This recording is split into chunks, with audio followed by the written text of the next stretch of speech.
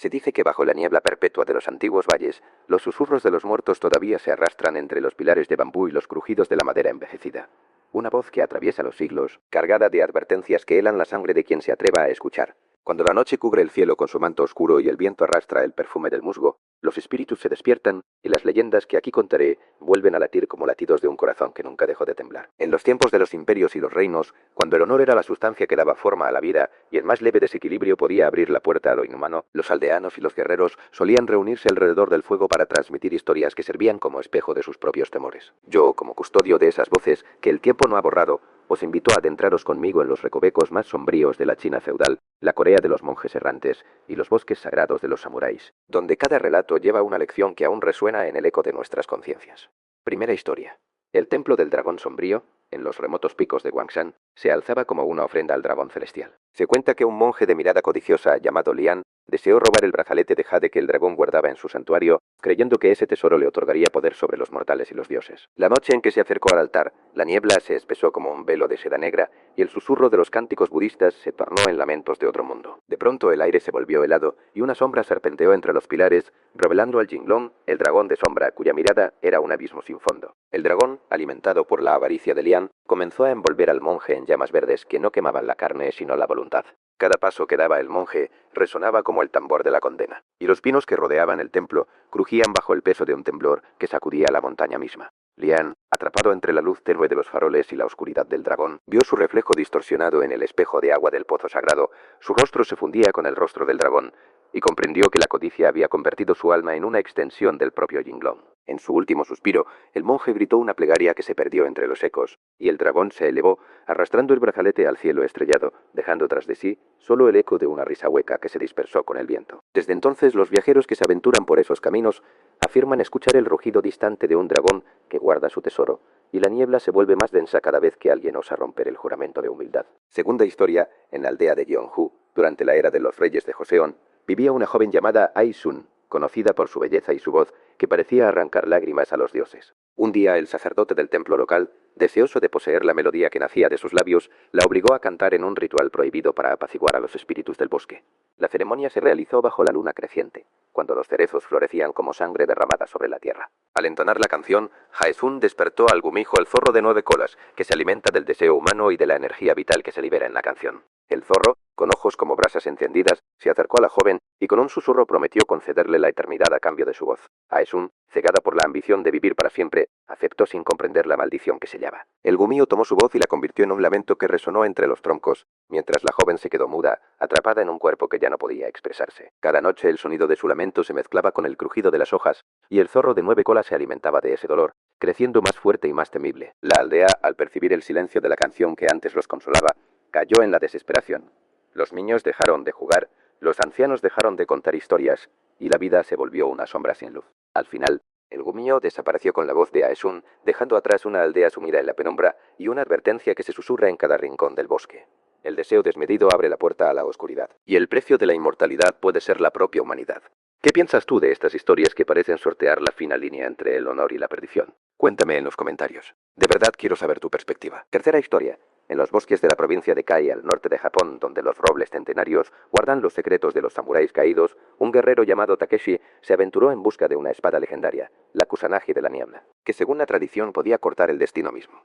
La espada estaba custodiada por el Onryo, el espíritu vengativo de una mujer samurái que había sido traicionada por su señor y condenada a vagar entre los árboles, arrastrando sus cadenas de luto. Takeshi, impulsado por la ambición de cambiar el futuro de su clan, irrumpió en la caverna oculta bajo la raíz del roble milenario, donde la niebla se movía como una corriente de sangre helada. Al tocar la empuñadura, el aire se volvió denso, y el Onryo emergió, envuelta en una capa de polvo gris que brillaba bajo la luz de la antorcha. Su voz, como un lamento de acero, resonó en la caverna. Quien busque romper el hilo del destino pagará con la vida que aún no ha vivido. Takeshi, sin comprender la advertencia, desenvainó la espada y la alzó al cielo.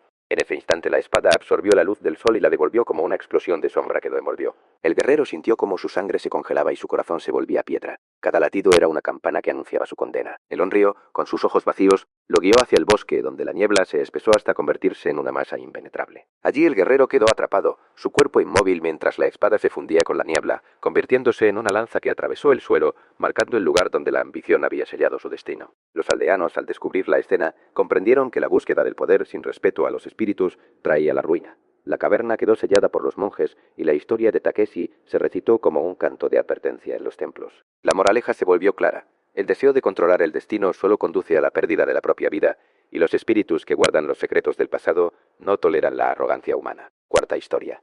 En la frontera del Imperio Ming, donde los ríos serpentean como dragones de plata y los campos de arroz se extienden bajo la luna, vivía un campesino llamado Wu Shen, cuya familia había sido desterrada por una injusta sentencia del gobernador. Con el corazón encendido de resentimiento, Wu Shen buscó el poder del Fenghuang, el ave sagrada cuya presencia anunciaba la renovación o la destrucción, según la pureza del alma que la invocara. En una noche sin luna, bajo la lluvia que golpeaba los tejados como tambor, el campesino se adentró en la montaña prohibida y recitó los antiguos mantras que había aprendido de un anciano ermitaño. El Fenghuang emergió de la niebla, resplandeciendo con plumas de fuego y hielo, y sus ojos brillaban con la luz de 1000 estrellas. El ave le ofreció a Wu Shen una pluma, prometiendo que con ella podría revertir la injusticia y devolver a su familia al lugar que les correspondía.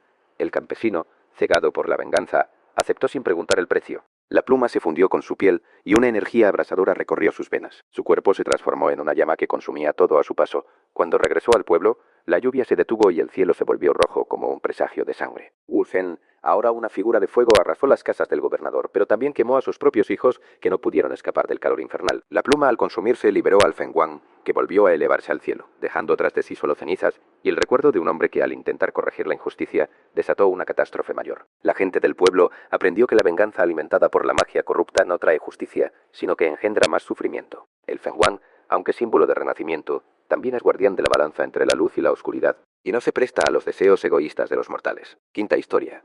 En la aldea costera de Onomichi, donde el mar susurra secretos a los pescadores y los faroles titilan como estrellas atrapadas en la niebla, vivía una joven llamada Aiko, famosa por su habilidad para leer los sueños de los viajeros que llegaban en barcos. Un día, un mercader extranjero llegó con una caja sellada que contenía un espejo de obsidiana, el espejo de los espíritus, que según la leyenda podía revelar la verdadera naturaleza de quien se mirara en él. El mercante, deseoso de conocer su propio destino, ofreció a Aiko una generosa recompensa a cambio de que él se mirara en el espejo, bajo la luz de la luna. Aiko, temerosa pero curiosa, aceptó el trato y llevó el espejo al templo del faro, donde las campanas resonaban cada hora anunciando el paso del tiempo. Cuando el mercante se reflejó, el espejo mostró no su rostro sino una sombra que se arrastraba bajo el agua, una criatura marina de ojos rojos que se alimentaba de la vida de los que osaban mirar. La visión provocó un grito que se perdió entre las olas y el mercante cayó al suelo paralizado por el terror. Sin embargo, la sombra del espejo no se limitó a él. Se extendió como una neblina negra que cubrió la aldea, y cada habitante que se atrevió a mirar su propio reflejo vio su muerte inminente reflejada en la superficie del agua. Aiko, comprendiendo que había desatado una maldición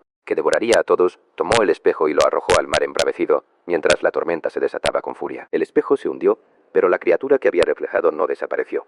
Quedó atrapada en las profundidades, jurando regresar cuando el mundo volviera a buscar respuestas en la oscuridad. La aldea quedó marcada por la pérdida y el silencio, y la historia de Aiko se convirtió en un canto de advertencia. La curiosidad sin límites abre puertas que los mortales no pueden cerrar. Si esto te ha estremecido, suscríbete y acompáñame en la próxima sombra, donde desvelaremos más verdades que acechan entre los pliegues del tiempo. El eco de esas voces ancestrales no se apaga con el último susurro del viento. Cada relato que hemos desenterrado lleva un peso que trasciende los siglos y se aferra a la carne de quien lo escucha. En la sombra del templo del dragón, la avaricia del monje quedó sellada bajo la piedra negra, recordándonos que el deseo desmedido convoca a la oscuridad. En los bosques de los pinos eternos de la montaña coreana, la traición de la doncella al pacto con el zorro de 9 colas deshiló la tela del honor, y la niebla que la cubrió aún hoy cubre los caminos de los viajeros incautos. En los corredores de la fortaleza samurái, la ambición del señor feudal que desafió a la serpiente de fuego provocó que la llama devorara su propia sangre, enseñándonos que el poder sin rectitud es una llama que se vuelve contra su dueño. Y por último, la historia de Aiko nos habla de la curiosidad que se abre paso como una grieta en la noche, liberando horrores que ni siquiera el océano puede contener. Cada una de estas sombras lleva una lección escrita en la bruma: el equilibrio entre el honor y la ambición, la prudencia ante lo desconocido, el respeto a los pactos que la tierra misma susurra. ¿Qué harías tú si el espejo de obsidiana te mostrara tu final? ¿A qué precio aceptarías el regalo de un espíritu que se alimenta de la codicia? Preguntas que, aunque nacen en la penumbra de la historia, siguen latiendo en el pecho de los que hoy nos acompañan. Si alguna de estas leyendas ha despertado una llama en tu interior, déjala arder en los comentarios. Comparte cuál de los destinos trágicos resonó más con tus propios temores, y cuéntanos si alguna vez has cruzado un umbral que al cerrarse nunca volvió a abrirse. La conversación es la única forma de mantener viva la llama de la memoria, y cada voz que se une al relato refuerza el tejido invisible que nos conecta con los ancestros. Antes de que la noche se cierre sobre nosotros, recuerda que la historia no termina aquí. Cada sombra que desvelamos es solo una puerta entre mil más que esperan ser escuchadas. Si deseas seguir caminando entre los susurros de los espíritus, pulsa el botón de suscripción y acompáñame en la próxima travesía, donde descubriremos los secretos que se ocultan bajo los cerezos marchitos y los pergaminos olvidados. Un simple me gusta es como una ofrenda al fuego que mantiene encendida la llama del relato. Compártelo con aquellos que también buscan la verdad entre la neblina. Que la bruma no opaque tu curiosidad, pero que siempre recuerdes que toda búsqueda tiene su precio. Hasta la próxima sombra, viajero de la noche, que los espíritus te guían con cautela.